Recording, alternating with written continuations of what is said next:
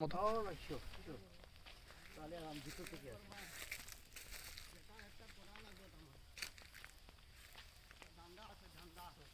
You can start recording now.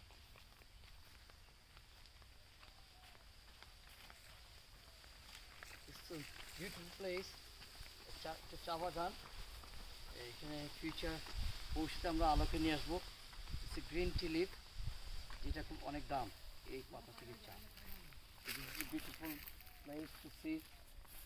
মানুষ সাধারণত কোনো জায়গা থেকে পিকনিক করার জন্য আসে, এখানে একদিনের জন্য আসে, বাস ভর্তি করে আসে, এসে রান্নাবান্না করে খাওয়া দাওয়া করে এলাকায় ঘুরে ফটোগ্রাফ নেয়, তারপর আবার চলে যায় বাড়িতে যার যার প্লেসে। So this is beautiful place. Next time যখন আলো আসবে, বেবি আসবে, তাদেরকে আমি এখানে নিয়ে আসবো। এটার লোকেশন কোথায়? তারা ঘুরে যাবে। লোকেশন আমরা দেখেছি মোকাম বাজার এরিয়াতে। ওইখানে আমরা দেখেছি কি যেন চা বাগানটার নাম বলে গেছি, বাট ওইদিকে একটি চা বাগানের রাস্তা গেল, সেখানে লেখা আছে প্রেমনগর চা বাগান। নামটা খুব সুন্দর, বাট এটা আমরা জানি না কি নাম বাগানটা। দিস ইজ প্রেমনগর চা বাগান। এখানে কেন প্রেমনগর হলো? এখানে কি প্রেম হয়? ওকে ওকে ফাইন। এই যে আমাদের এখানে আমি একটু সামনে যাই, যে এই যে উনি কাজ করতেছেন, উনি একজন টি গার্ডেনের ওয়ার্কার।